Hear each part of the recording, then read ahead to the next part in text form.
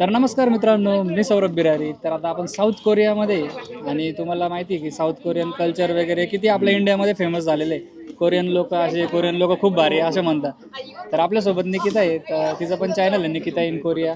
तर आता 4-4.5 वर्ष झाले ना तू कोरियामध्ये. 4.5 वर्ष तर आपण निकितालाच विचारू की इकडचे लोक म्हणजे ॲक्च्युअल कसे आहे? काय सांगशील म्हणजे इकडच्या लोकांचं कसं दिसण्यावरून काय असतं या लोकांमध्ये? हे लोक दिसण्यावरून खूप इन्सिक्युअर आहेत. हां म्हणजे हां. कॉन्फिडंट नाही जास्त स्वतःच्या लुक्सवरती. खूप मास्क घालून राहतील किंवा मेकअप करूनच राहतील. बिना अच्छा. मेकअपचं फिरत नाही.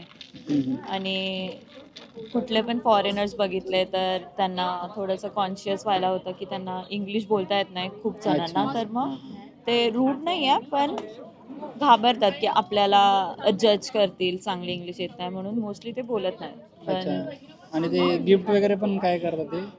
ते लग्नामध्ये तुम्ही जोपर्यंत पैसे देत नाही, एक स्पेसिफिक अमाऊंट असते, हां हां. ते पैसे देत नाही तोपर्यंत तुम्हाला जेवायचं कुपन भेटत नाही. अच्छा. हो. म्हणजे आयर स्वतःहून मागून घेता नाही तर जेवायला भेटत नाही आयर दिला नाही हो. तर.